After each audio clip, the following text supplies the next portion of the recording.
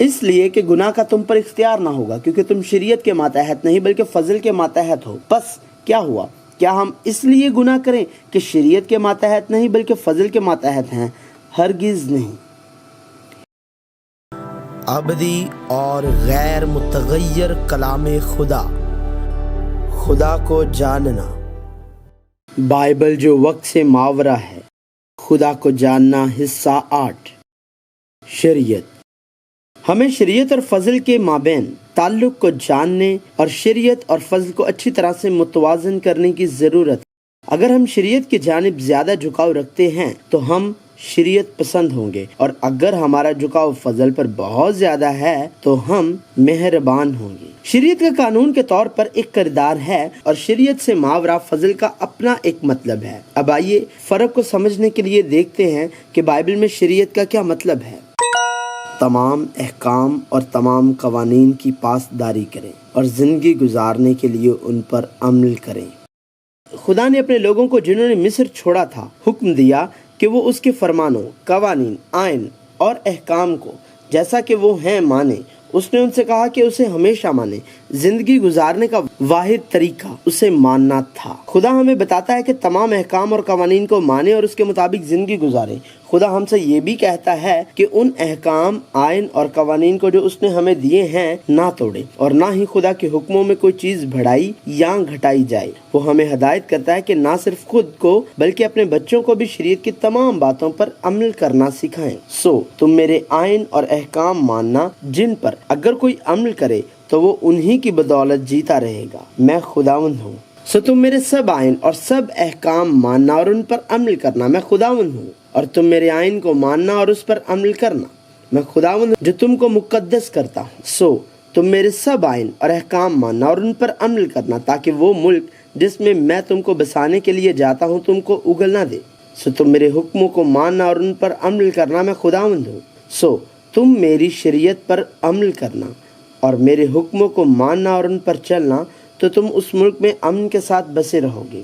اور اب اے اسرائیلیو، جو آئین اور احکام میں تم کو سکھاتا ہوں، تم ان پر عمل کرنے کے لیے ان کو سن لو، تاکہ تم زندہ رہو اور اس ملک میں جسے خداوند تمہارے باپ دادا کا خدا تم کو دیتا ہے داخل ہو کر اس پر قبضہ کر لو۔ پھر موسیٰ نے سب اسرائیلیوں کو بلوا کر ان کو کہا، اے اسرائیلیو، تم ان آئین اور احکام کو سن لو جن کو میں آج تم کو سناتا ہوں، تاکہ تم ان کو سیکھ کر ان پر عمل کرو۔ تم اس سارے طریق پر جس کا حکم خداوند تمہارے خدا نے تم کو دیا ہے چلنا، تاکہ تم جیتے رہو اور تمہارا بھلا ہو، اور تمہاری عمر اس ملک میں جس پر تم قبضہ کرو گے دراز ہو۔ تم جاں فشانی سے خداوند اپنے خدا کے حکموں اور شہادت اور آئین کو جو اس نے تجھ کو فرمائے ہیں ماننا۔ اس لیے جو فرمان اور آئین اور احکام میں آج کے دن تجھ کو بتاتا ہوں، تو ان کو ماننا اور ان پر عمل کرنا، اور تمہارے ان حکموں کو سننے اور ماننے اور ان پر عمل کرنے کے سبب سے خداوند تیرا خدا بھی تیرے ساتھ اس عہد اور رحمت کو قائم رکھے گا جس کی قسم اس نے تیرے باپ دادا سے کھائی۔ سب حکموں پر جو آج کے دن میں تجھ کو دیتا ہوں تم احتیاط کر کے عمل کرنا، تاکہ تم جیتے اور بڑھتے رہو، اور جس ملک کی بابت خداوند نے تمہارے باپ دادا سے قسم کھائی ہے تم اس میں جا کر اس پر قبضہ کرو۔ خبردار رہنا، کہیں ایسا نہ ہو کہ تم خداوند اپنے خدا کو بھول کر اس کے فرمانوں اور حکموں، آئین کو جن کو آج میں تجھ کو سناتا ہوں ماننا چھوڑ دے۔ تو خداوند اپنے خدا سے محبت رکھنا اور اس کی شریعت اور آئین اور احکام اور فرمانوں پر سدا عمل کرنا۔ اس لیے ان سب حکموں کو جو آج میں تجھ کو دیتا ہوں تم ماننا، تاکہ تم مضبوط ہو کر اس ملک میں جس پر قبضہ کرنے کے لیے تم پار جا رہے ہو پہنچ جاؤ، اور اس پر قبضہ بھی کر لو۔ جس بات کا میں حکم کرتا ہوں تم احتیاط کر کے اس پر عمل کرنا، اور تم اس میں نہ تو کچھ بڑھانا اور نہ اس میں سے کچھ گھٹانا۔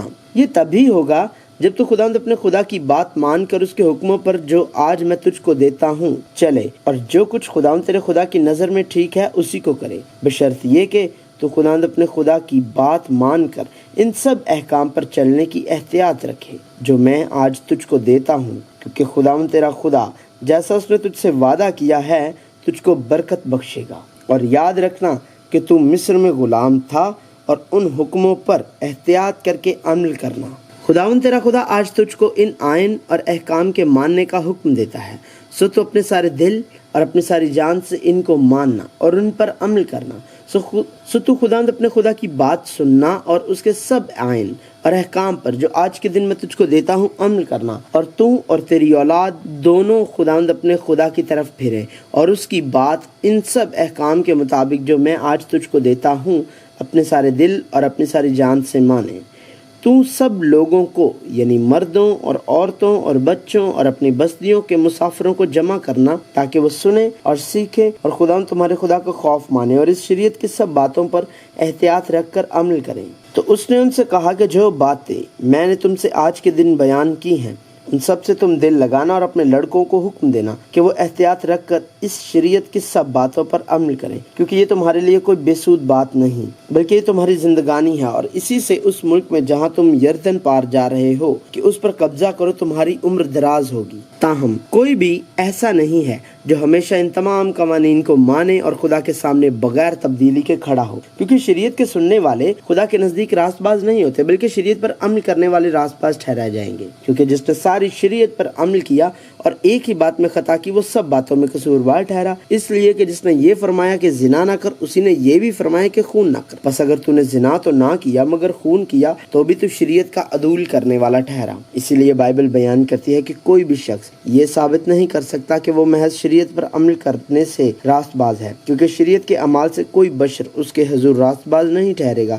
इसलिए कि शरीयत के वसीले से तो गुनाह की पहचान होती है। तो भी ये जानकर के आदमी शरीयत के अमाल से नहीं बल्कि सिर्फ यीशु मसीह पर ईमान लाने से रास्तबाज ठहरता है, खुद भी यीशु मसीह पर ईमान लाए ताकि हम मसीह पर ईमान लाने से रास्तबाज ठहरें, ना कि शरीयत के अमाल से, क्योंकि शरीयत के अमाल से कोई बशर रास्तबाज ना ठहरेगा, क्योंकि जितने शरीयत के अमाल पर तकिया करते हैं वो सब लानत के मातहत है। चुनाचे लिखा है कि जो कोई उन सब बातों के करने पर कायम नहीं रहता जो शरीयत की किताब में लिखी हैं वो लानती है। और ये बात जाहिर है कि शरीयत के वसीले से कोई शख्स खुदा के नजदीक रास्तबाज नहीं ठहरता, क्योंकि लिखा है कि रास्तबाज ईमान से जीता रहेगा। चुनाचे लिखा है कि कोई रास्तबाज नहीं, एक भी नहीं, कोई समझदार नहीं, कोई खुदा का तालिब नहीं, सब गुमराह हैं, सब के सब निकम्मे बन गए, कोई भलाई करने वाला नहीं, एक भी नहीं।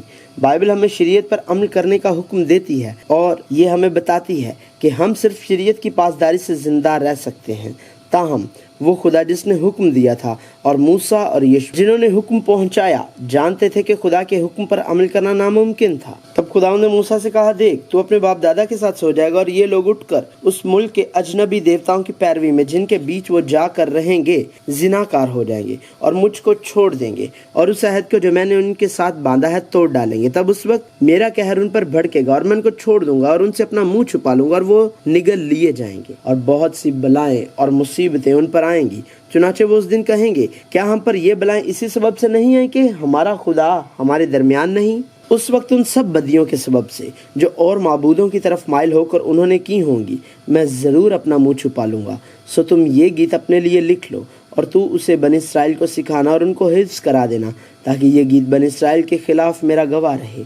इसलिए जब मैं उनको उस मुल्क में जिसकी कसम मैंने उनके बाप दादा से खाई और जहाँ दूध और शहद बहता है पहुँचा दूंगा और वो खूब खा खा कर मोटे हो जाएंगे, तब वो और माबूदों की तरफ फिर जाएंगे और उनकी इबादत करेंगे और मुझे हकीर जानेंगे और मेरे अहद को तोड़ डालेंगे। और यूं होगा कि जब बहुत सी बलाएं और मुसीबतें उन पर आएंगी तो ये गीत गवाह की तरह उन पर शहादत देगा, इसलिए कि इसे उनकी औलाद कभी नहीं भूलेगी, क्योंकि इस वक्त भी उनको उस मुल्क में पहुंचाने से पेशतर जिसकी कसम मैंने खाई है मैं उनके ख्याल को जिसमें वो हैं जानता हूँ। और ऐसा हुआ कि जब मूसा इस शरीयत की बातों को एक किताब में लिख चुका और वो ख़त्म हो गई तो मूसा ने लावियों से जो खुदावंद के अहद के संदूक को उठाया करते थे कहा कि इस शरीयत की किताब को लेकर खुदावंद अपने खुदा के अहद के संदूक के पास रख, ताकि वो तेरे बरखिलाफ गवाह रहे, क्योंकि मैं तेरी बगावत और गर्दन कशी को जानता हूँ। देखो अभी तो मेरे जीते जी तुम खुदावंद से बगावत करते रहे हो, तो मेरे मरने के बाद कितना ज्यादा ना करोगे। तुम अपने कबीलों के सब बुजुर्गों और मुनसबदारों को मेरे पास जमा करो,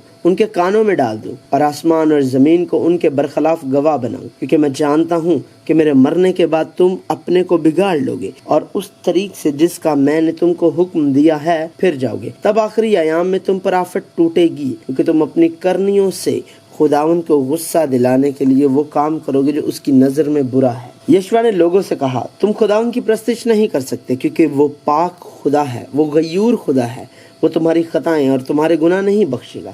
پرانے عہد نامے میں یسایہ کی کتاب میں خدا فرماتا ہے کہ وہ ان تمام چیزوں کو پہلے سے جانتا تھا۔ ہاں، تو نے نہ سنا نہ جانا، ہاں قدیم ہی سے تیرے کان کھلے نہ تھے، کیونکہ میں جانتا تھا کہ تو بالکل بے وفا ہے اور رحم ہی سے خطا کار کہلاتا ہے۔ یہ ٹھیک ہے، خداوند نے شریعت کو اس توقع کے ساتھ نہیں دیا کہ اس کے لوگ اس کی شریعت کو مانیں گے، اور نہ ہی اس نے انہیں شریعت کی پابندی کرنے کا حکم دیا تھا۔ ایسا نہیں ہے کہ خدا نے لوگوں کو توقعات اور امکانات کے ساتھ شریعت کو ماننے کا حکم دیا، لیکن جیسا کہ خدا کے لوگ قائم نہ رہ سکے اور حقیقت میں اس پر قائم رہنے میں ناکام رہے، تو یہ بات بالآخر سزا کے طور پر تباہی کے راستے پر لے گئی، جیسا کہ ہم پہلے ہی دیکھ چکے ہیں۔ خدا جانتا تھا، موسیٰ جانتا تھا اور یشوع جانتا تھا کہ خدا کے لوگ اس پر جو حکم جو خدا نے دیا تھا قائم نہیں رہ سکتے۔ لہٰذا ہمیں یہ جاننا چاہیے کہ خدا نے شریعت کیوں دی۔ شریعت کے ذریعے ایک پیغام دیا گیا ہے، اور اس حکم میں شریعت کی پاسداری کا بھی ایک پیغام ہے۔ شریعت کا کردار۔ شریعت کا سب سے بڑا کردار یہ ظاہر کرنا ہے کہ گناہ کیا ہے اور یہ ظاہر کرنا کہ کون گنہگار ہے۔ لہٰذا شریعت کے ذریعے خدا کے لوگوں کو معلوم ہوا کہ گناہ کیا ہے اور وہ گنہگار ثابت ہوئے، کیونکہ شریعت کے دیے جانے تک دنیا میں گناہ تو تھا، مگر جہاں شریعت نہیں وہاں گناہ محسوب نہیں ہوتا، اس لیے کہ جنہوں نے بغیر شریعت پائے گناہ کیا وہ بغیر شریعت کے ہلاک بھی ہوں گے، اور جنہوں نے شریعت کے ماتحت ہو کر گناہ کیا ان کی سزا شریعت کے موافق ہوگی، کیونکہ شریعت تو غضب پیدا کرتی ہے، اور جہاں شریعت نہیں وہاں عدول حکمی بھی نہیں۔ پس ہم کیا کہیں؟ کیا شریعت گناہ ہے؟ ہرگز نہیں، بلکہ بغیر شریعت کے میں گناہ کو نہ پہچانتا۔ مثلاً اگر شریعت یہ نہ کہتی کہ تو لالچ نہ کر تو میں لالچ کو نہ جانتا، بس شریعت کیا رہی؟ وہ نافرمانیوں کے سبب سے بعد میں دی گئی کہ اس نسل کے آنے تک رہے جس سے وعدہ کیا گیا تھا، اور وہ فرشتوں کے وسیلے سے ایک درمیانی کی معرفت مقرر کی گئی۔ یہ ٹھیک ہے، ظاہر ہے کہ شریعت کا پہلا کردار یہ ہے کہ وہ ظاہر کرے اور بتائے کہ گناہ کیا ہے۔ تاہم دوسرا کردار جو شریعت کے پہلے کردار سے زیادہ اہم ہے وہ یہ ہے کہ خداوند کے لوگوں کو جو شریعت کے سامنے گنہگار ہو چکے ہیں قائل کرے کہ نجات دہندہ کی تلاش کریں۔ شریعت کا کردار گنہگاروں کو قائل کرنا کہ وہ گنہگار ہیں اور انہیں نجات دہندہ کی طرف رہنمائی کرنا ہے، کیونکہ فضل یسوع مسیح کے ذریعے آیا، اس لیے کہ شریعت و موسیٰ کی معرفت دی گئی، مگر فضل اور سچائی یسوع مسیح کی معرفت پہنچی۔ تم جو شریعت کے وسیلے سے راست باز ٹھہرنا چاہتے ہو مسیح سے الگ ہو گئے اور فضل سے محروم۔ بائبل کو مجموعی طور پر دیکھا جانا چاہیے، صرف پرانے عہد نامے یا نئے عہد نامے کو الگ الگ کر کے ہم خدا کے کلام کے عمومی مواد کو نہیں جان سکتے۔ بائبل میں موجود شریعت کو شریعت سے الگ نہیں سمجھنا ہے۔ شریعت کے بغیر کوئی فضل نہیں ہو سکتا اور شریعت کے بغیر کوئی شریعت نہیں ہو سکتی، اس لیے کہا جاتا ہے کہ شریعت فضل کی طرف رہنمائی کرتی ہے۔ ایمان کے آنے سے پیشتر شریعت کی ماتحتی میں ہماری نگہبانی ہوتی تھی، اور اس ایمان کے آنے تک جو ظاہر ہونے والا تھا ہم اسی کے پابند رہے۔ بس شریعت مسیح تک پہنچانے کو ہمارا استاد بنی تاکہ ہم ایمان کے سبب سے راست باز ٹھہرے، کیونکہ شریعت نے کسی چیز کو کامل نہیں کیا اور اس کی جگہ ایک بہتر امید رکھی گئی جس کے وسیلے سے ہم خدا کے نزدیک جا سکتے ہیں۔ لہٰذا خدا کے لوگ شریعت کے سامنے شریعت سے مرتے ہیں۔ ہمیں دوبارہ زندہ ہونے کے لیے مرنا ہے۔ یہی وجہ ہے کہ اسرائیل خدا کے لوگ تاریخ سے تباہ ہو گئے، کیونکہ انہوں نے خدا کے حکم کی نافرمانی کی۔ تمام قوانین کو ویسا ہی مانو جیسے وہ ہیں اور تم زندہ رہو گی۔ لہٰذا خدا کے لوگ شریعت کے سامنے مر گئے۔ یہ ایک قوم کی تباہی اور انفرادی طور پر موت تھی۔ تاہم کچھ ایسے بھی تھے جو اس تباہی کا تجربہ کرنے کے باوجود نہ مرے، بلکہ پرانے عہد نامے میں درج شریعت میں مزید مواد شامل کر کے اور اپنی طرف سے ماننے کے ذریعے راست باز بننے کی کوشش کی۔ وہ شریعت کے اساتذہ تھے اور وہ فریسی تھے۔ ان کا جوش غلط تھا۔ اے بھائیو، میرے دل کی آرزو اور ان کے لیے خدا سے میری یہ دعا ہے کہ وہ نجات پائیں، کیونکہ میں ان کا گواہ ہوں کہ وہ خدا کے بارے میں غیرت تو رکھتے ہیں مگر سمجھ کے ساتھ نہیں، اس لیے کہ وہ خدا کی راست بازی سے نا واقف ہو کر اپنی راست بازی قائم کرنے کی کوشش کر کے خدا کی راست بازی کے تابع نہ ہوئے۔ اس لیے یسوع نے انہیں سختی سے ملامت کی۔ اے ریاکار فقیہو اور فریسیو، تم پر افسوس کہ آسمان کی بادشاہی لوگوں پر بند کرتے ہو، کیونکہ نہ تو آپ داخل ہوتے ہو اور نہ داخل ہونے والوں کو داخل ہونے دیتے ہو۔ اے ریاکار فقیہو اور فریسیو، تم پر افسوس کہ ایک مرید کرنے کے لیے تری اور خشکی کا دورہ کرتے ہو، اور جب وہ مرید ہو چکتا ہے تو اسے اپنے سے دونا جہنم کا فرزند بنا دیتے ہو۔ اے ریاکار فقیہو اور فریسیو، تم پر افسوس کہ پودینہ اور سونف اور زیرہ پر تو دائیکی دیتے ہو، پر تم نے شریعت کی زیادہ بھاری باتوں یعنی انصاف اور رحم اور ایمان کو چھوڑ دیا ہے۔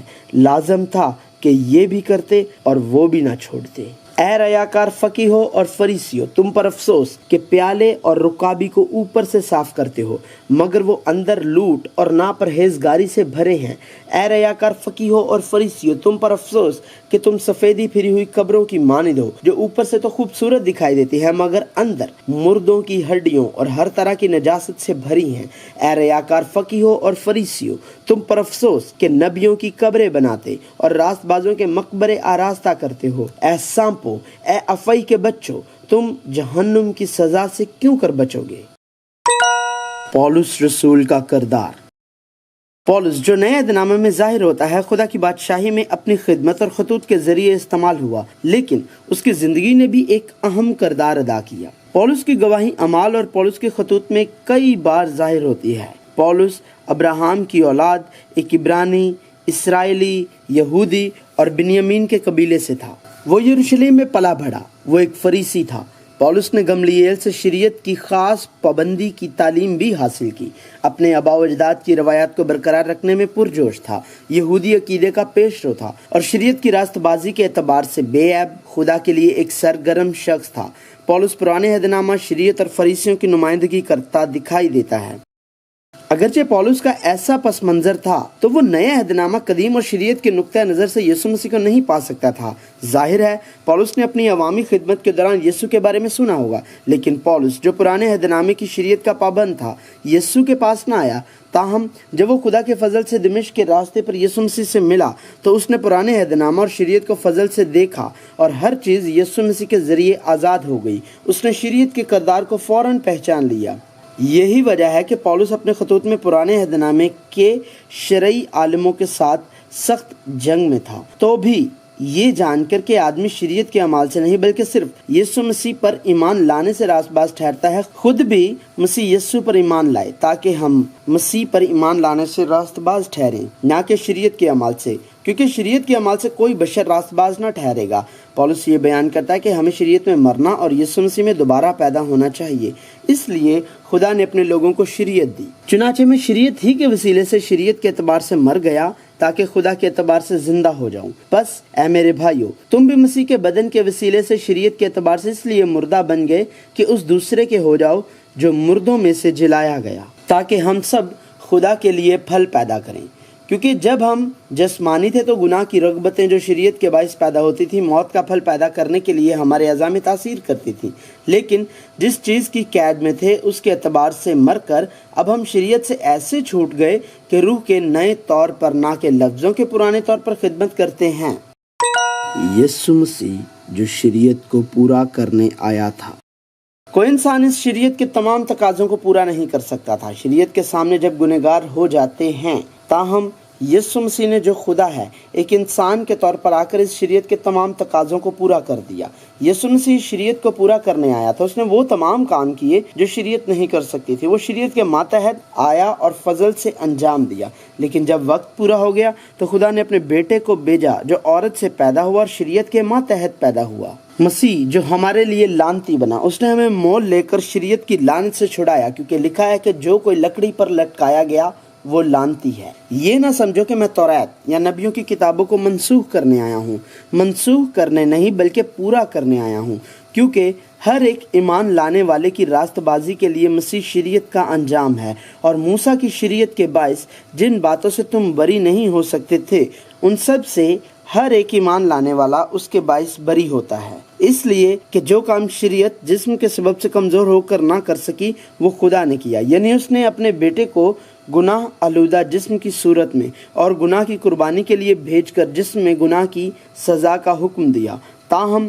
شریعت کا تقاضا ہم میں پورا ہو جو جسم کے مطابق نہیں بلکہ روح کے مطابق چلتے ہیں۔ یسوع مسیح کے ذریعے جس نے شریعت کو پورا کیا، پرانے عہد نامے کی شریعت مسیحیوں خدا کے لوگوں کے لیے مکمل طور پر کامل ہوئی، ایسا اعمال سے نہیں بلکہ ایمان سے ہوتا ہے۔ پھر خداوند فرماتا ہے کہ جو عہد اسرائیل کے گھرانے سے ان دنوں کے بعد باندھوں گا وہ یہ ہے کہ میں اپنے قانون ان کے ذہن میں ڈالوں گا اور ان کے دلوں پر لکھوں گا، اور میں ان کا خدا ہوں گا اور وہ میری امت ہوں گے۔ خداوند فرماتا ہے جو عہد میں ان دنوں کے بعد ان سے باندھوں گا وہ یہ ہے کہ میں اپنے قانون ان کے دلوں پر لکھوں گا اور ان کے ذہن میں ڈالوں گا۔ ایک مسیحی جسے یسوع مسیح کے ذریعے جس نے شریعت کو پورا کیا اور اسے مکمل کیا ہے، نئی زندگی ملی ہے، وہ اب شریعت کے ماتحت نہیں ہے، اور اگر تم روح کی ہدایت سے چلتے ہو تو شریعت کے ماتحت نہیں رہے۔ خدا کی راست بازی یسوع مسیح پر ایمان کے ذریعے حاصل کی جاتی ہے، نہ کہ شریعت کے ذریعے، اور اس میں پایا جاؤں نہ اپنی اس راست بازی کے ساتھ جو شریعت کی طرف سے ہے، بلکہ اس راست بازی کے ساتھ جو مسیح پر ایمان لانے کے سبب سے ہے اور خدا کی طرف سے ایمان پر ملتی ہے۔ یسوع جو شریعت کو پورا کرنے آیا تھا، اس نے اس زمین پر اپنی زندگی کے ذریعے شریعت کو بھی پورا کیا۔ یسوع کا ختنہ بھی اس کی پیدائش کے 8ویں دن موسیٰ کی شریعت کے مطابق ہوا، یعنی اس نے وہی کیا جو شریعت میں لکھا تھا، اور یسوع اسی طرح مصر گیا جس طرح پرانے عہد نامے میں بنی اسرائیل مصر سے باہر آنے کے لیے وہاں گئے تھے، بالکل اسی طرح جیسے بنی اسرائیل مصر سے نکلے تھے وہ نکلا اور بیابان میں بپتسمہ لیا جیسا کہ بنی اسرائیل نے کیا تھا۔ یسوع بنی اسرائیل کی طرح کنعان میں بھی رہا، لیکن بنی اسرائیل کے برعکس جو خدا کی شریعت کی پاسداری کرنے میں ناکام رہے اور تباہ ہو گئے، اس نے ان تمام قوانین کو ان کے تقاضوں کی مکمل تعمیل کرتے ہوئے پورا کیا۔ محبت شریعت کی تکمیل ہے۔ آغاز اہم ہے، اگرچہ ابتدا شریعت ہے تو فنا ہو جائے گا، کیونکہ شریعت کا خدا کی راست بازی سے موازنہ نہیں کیا جا سکتا۔ تاہم شریعت ناکامل ہونے کے باوجود اس کا مطلب یہ نہیں ہے کہ ہم شریعت کو ترک کر دیں۔ شریعت ضروری ہے، اس لیے ہم شریعت سے نہیں بلکہ فضل سے شروع کرتے ہیں۔ اگر ہم فضل سے شروع کرتے ہیں تو ہمارے پاس شیخی مارنے کے لیے کچھ نہیں ہے، اور اگر ہم شریعت کے ساتھ آغاز کرنے کے بجائے فضل کے ساتھ شروع کرتے ہیں تو ہم شریعت کے لیے اس سے زیادہ جوش پیدا کرتے ہیں، کیونکہ ہمارا جوش اب شریعت کی پاسداری کا نہیں رہا اور راست باز بنا ہے۔ لیکن چونکہ ہمیں اس کے ناقابل تلافی فضل کے لیے راست باز کہا گیا تھا، لہٰذا ہم اس فضل کے شکر گزار ہیں اور اس فضل کے وصول کنندہ کے طور پر زیادہ جوش و جذبے کا مظاہرہ کرتے ہیں۔ پس کیا ہم شریعت کو ایمان سے باطل کرتے ہیں؟ ہرگز نہیں، بلکہ شریعت کو قائم رکھتے ہیں۔ شریعت بیرونی ہے، فضل اندرونی ہے، اور شریعت اور فضل ایک ہی سکے کے دو رخ ہیں۔ فضل کے بغیر کوئی شریعت نہیں ہو سکتی، جس طرح شریعت کے بغیر کوئی فضل نہیں ہو سکتا۔ مواد ایک جیسے نہیں ہیں، لیکن حتمی سمت ایک ہی ہے۔ اگر ہم شریعت کو الگ کرتے ہیں تو وہ موت، لیکن وہ شریعت جو فضل کے ساتھ پیوستہ ہے یسوع مسیح کے ذریعے پوری ہوئی ہے۔ لہٰذا شریعت کا خاتمہ اور فضل کا پھل بھی محبت پر ختم ہوتا ہے۔